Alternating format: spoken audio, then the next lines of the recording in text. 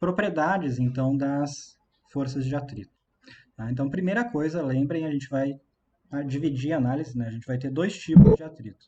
Um atrito estático, e aí notem, quando a gente fala de atrito estático, a gente está obrigatoriamente falando que não existe deslizamento. Se a gente fala de atrito cinético, tem deslizamento. Então vejam, essa é a palavra-chave para entender se o atrito vai ser estático ou cinético.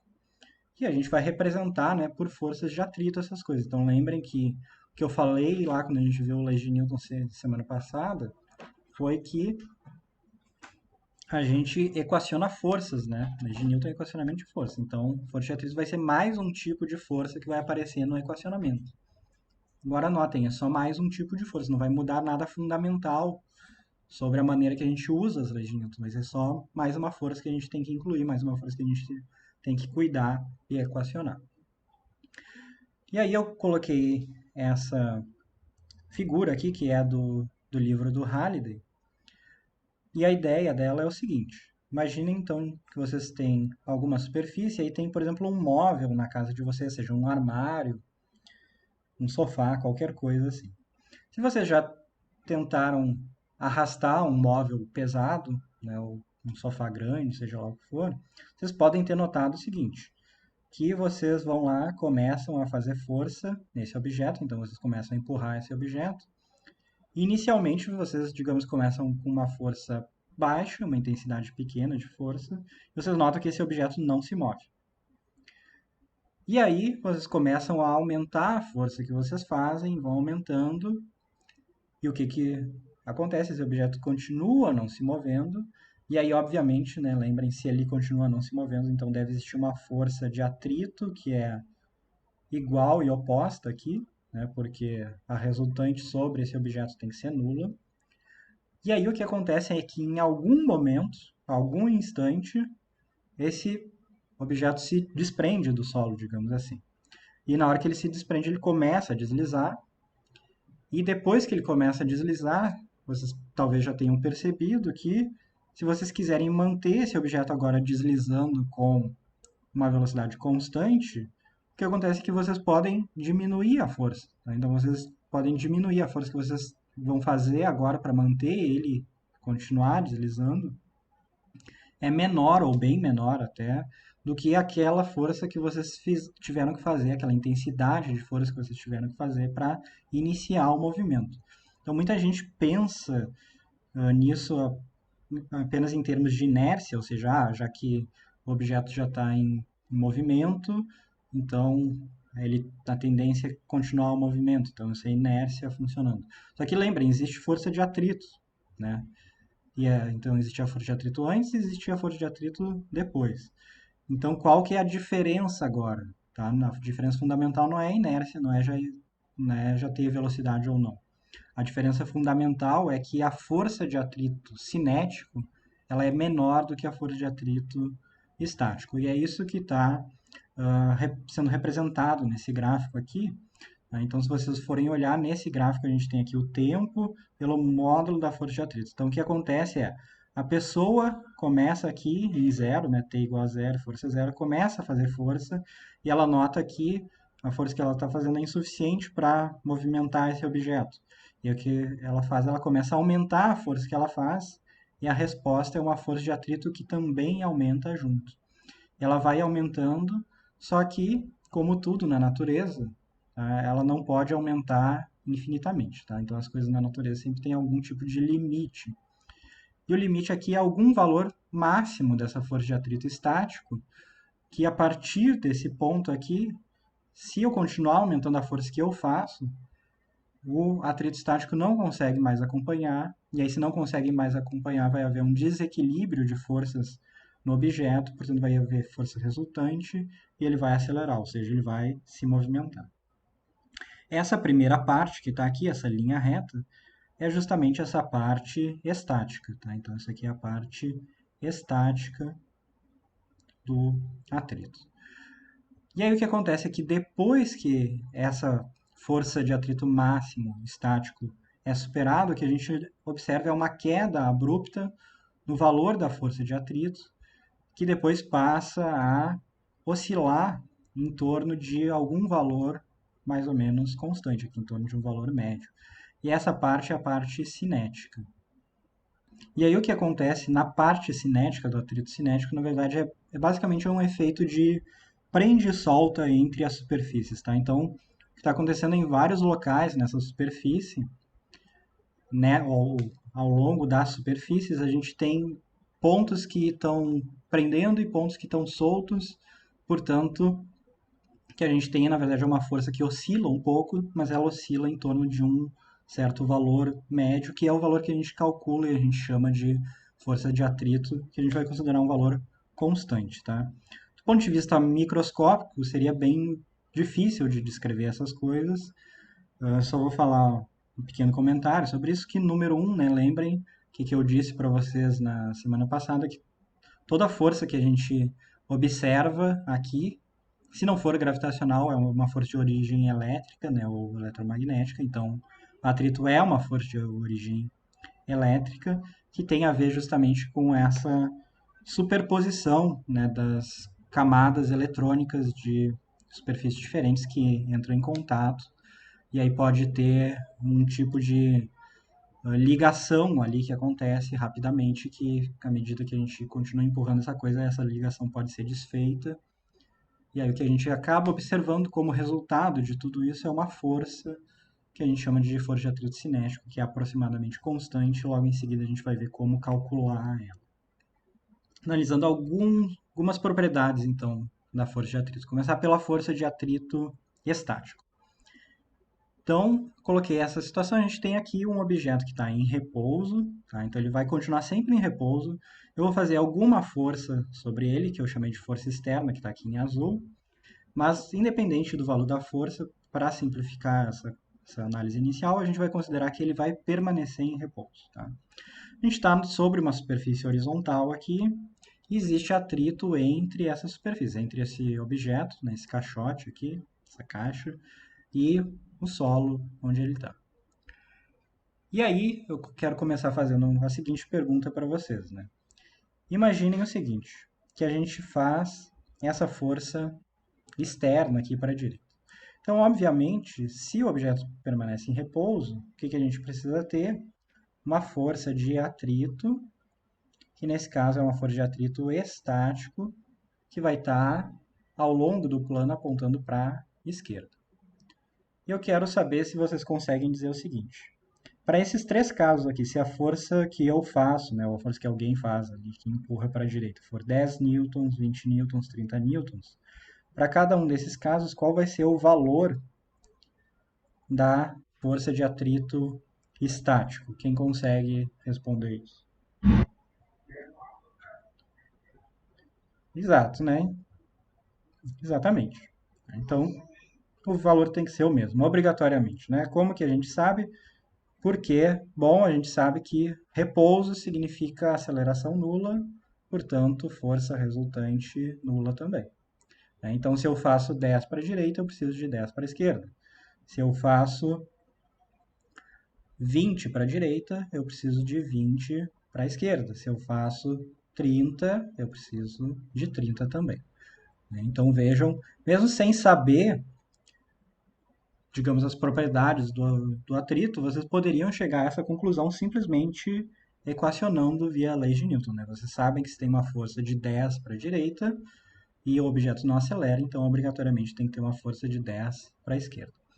Agora notem o que está acontecendo aqui, né? O que está acontecendo é que se eu colocar esses valores em um gráfico, tá? Então eu coloquei aqui no eixo X a força externa que é feita, e no eixo Y o módulo da força de atrito que a gente observa. Se eu fizer as marcações aqui, eu tenho 10, 20, 30, então digamos 10, 20, 30 newtons. Então aqui eu também tenho 10, 20 e 30. O que a gente observa aqui é o seguinte, que se eu faço 10, eu recebo 10 em troca. Se eu faço 20, eu recebo 20. Se eu faço 30, eu recebo 30. Ou seja, essa coisa aqui, na verdade, é uma linha reta, tá? Então, isso aqui, o que significa? Que à medida que eu aumento a força que eu faço, eu aumento a força de atrito também.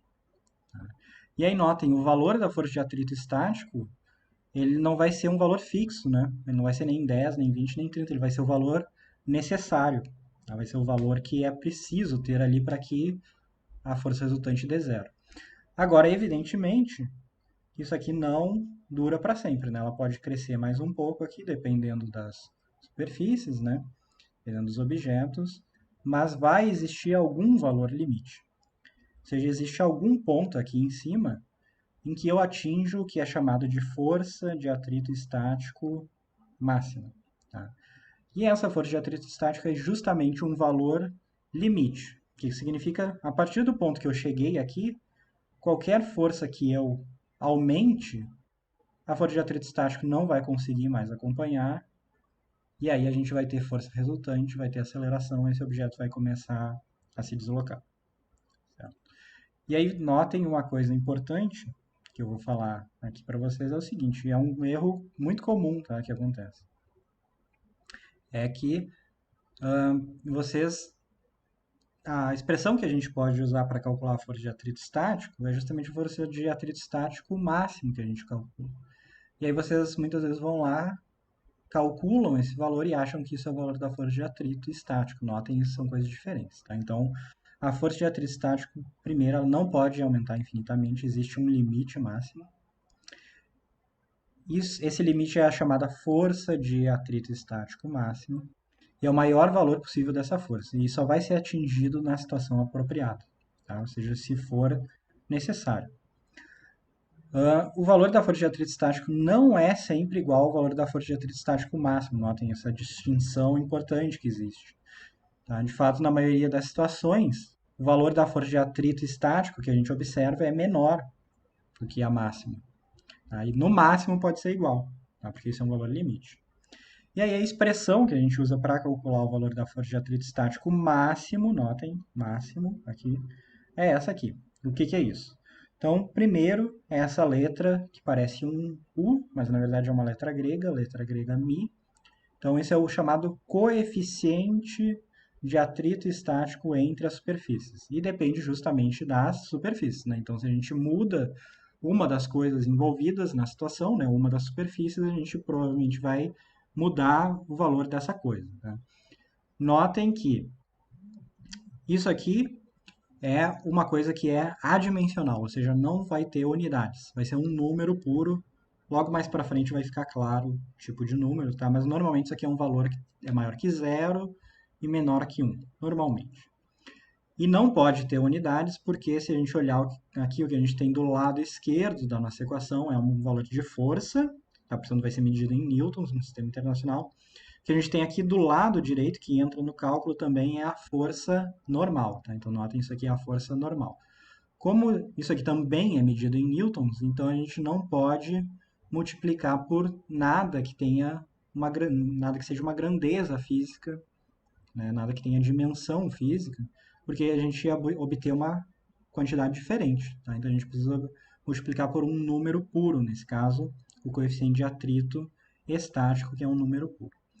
E notem também aqui, né, se a gente estiver falando de uma coisa que é uma superfície horizontal, então C horizontal, né? Então, se a gente está falando de uma superfície horizontal,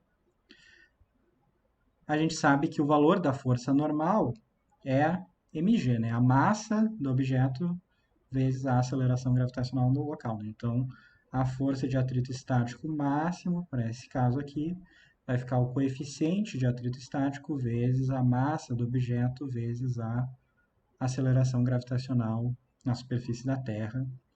Notem se for superfície horizontal, né? Então era uma das tarefas da atividade de vocês dessa última semana era assistir um vídeo que eu fiz no semestre anterior, né, que tratava de plano inclinado. E se vocês não lembrarem nesse vídeo, espero que tenham visto, se não viram, vocês têm que ver, que a força normal em um plano inclinado, ela depende da inclinação do plano. Tá? Então, notem, essa expressão aqui só é assim para superfície horizontal. Senão, vocês lembram, né, tem um termo lá que envolve o cosseno do ângulo. A gente, inclusive, vai falar um pouco sobre isso, porque eu vou falar um pouco de plano inclinado com atrito daqui a pouco. E aí a outra opção, né? Então, essa era a força de atrito estático, a outra opção é a chamada força de atrito cinético. E aí, notem, a força de atrito cinético, ela aparece quando existe deslizamento, de novo a palavra-chave aqui, né? De um corpo sobre o outro. E o valor dela é aproximadamente constante, a gente vai supor que é sempre constante, tá? Independente das forças que estão aplicadas na horizontal, ou se esse objeto está se deslocando rápido ou devagar, a gente vai supor que é constante.